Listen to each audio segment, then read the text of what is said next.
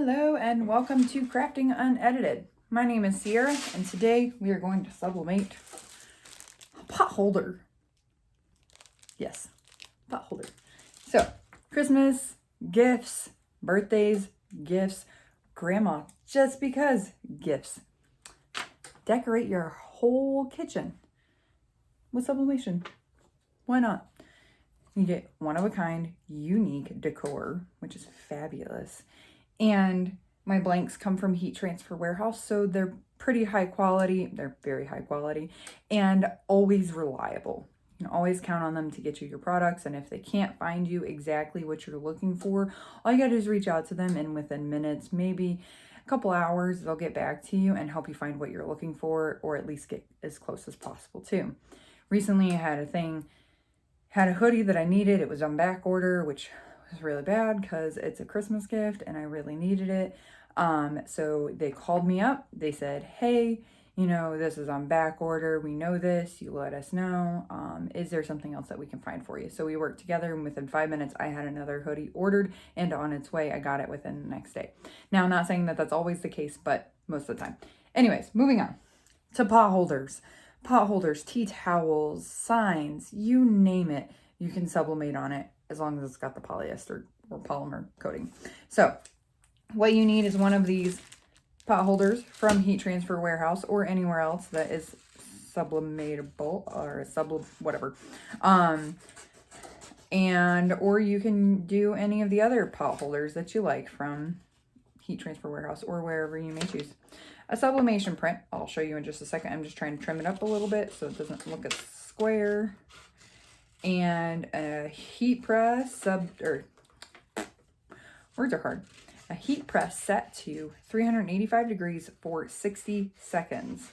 I have noticed that with the Walla sub paper, 385 is a little touchy. You could probably go down to 365, 375, but I wouldn't go any lower than that.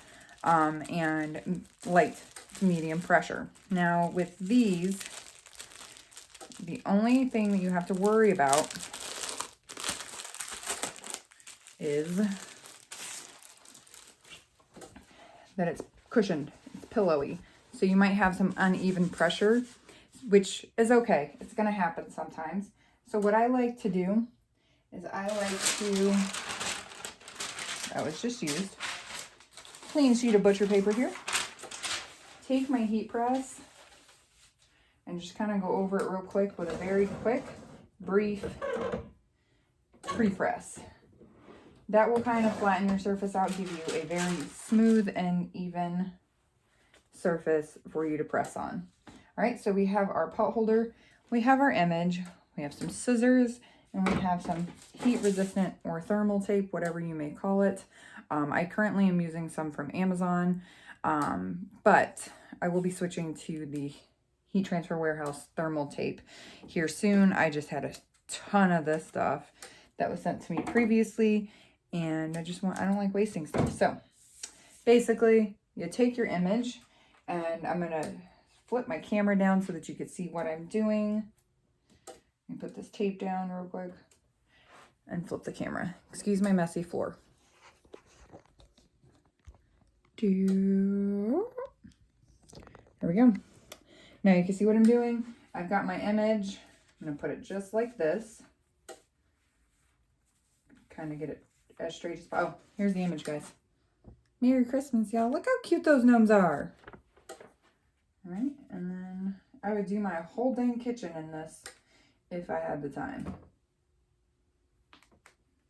Christmas gnomes all year long. All right, so I'm just taping up the edges here real quickly. I've seen people like tape the whole dang image. I don't really see the point in that. I feel like it's a waste of tape and time. So I just do the top and the bottom. Sometimes I'll do the sides, but it's not really necessary. Butcher paper on top, just like so. And then I'm going to move my pressure up just a smidge because I did have it on a lot of pressure recently for a pair of socks. So here we go. 385, 60 seconds, and we press. And again, you can kind of hear that my pressure is a bit too much because it's pushing back. If you're getting lines around your image, That's because your pressure is too much when you're sublimating. The lines are from your transfer paper. Oh, I didn't push the timer, darn it. So the lines are from your transfer paper pressing into your substrate and creating that outline around your design. There's a couple of ways around that and a couple of ways to avoid it. It's just by lightening your pressure. Like I said, sublimation does not need a ton of pressure. It just needs even heat and even pressure.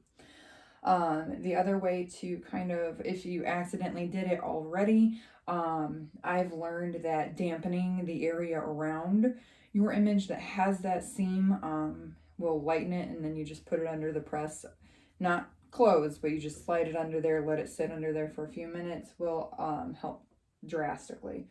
Alrighty, lift that bad boy up, pull it out, throw the paper away. Don't reuse it. Take my advice, I promise. Yeah, see? This is what I was afraid of. And I did have too much pressure. You can see the outline on mine, and you can kind of see where the pillowy, ooh, it's hot. It's hard to hold because it's hot right here, where the seams were. And I did kind of scorch it, so I just take hydrogen peroxide, spray it a bit, and then just kind of hover my press over it, and that will get rid of the scorch marks. And I'll let you see that here in a second. It doesn't take very long. You can wait for it to dry, but you absolutely do not have to. Almost good. And then this will also show you that spraying it with something right after it's pressed will help get rid of those seams.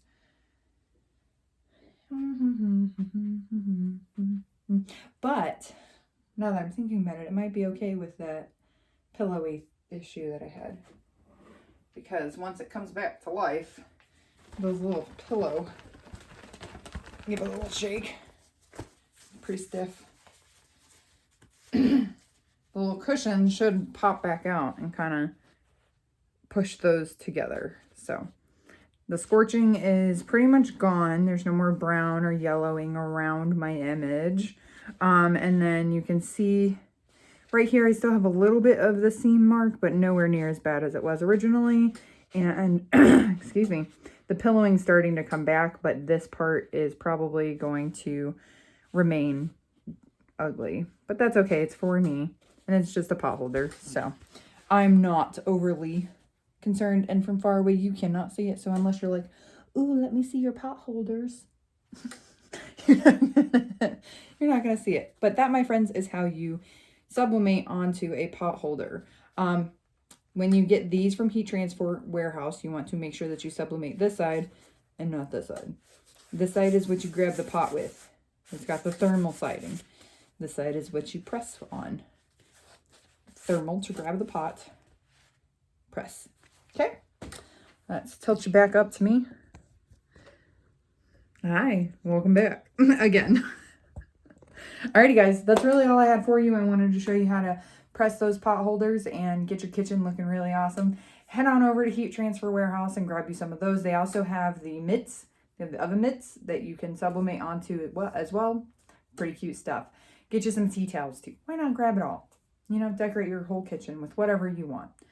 Whatever you want. You want Baby Yoda kitchen?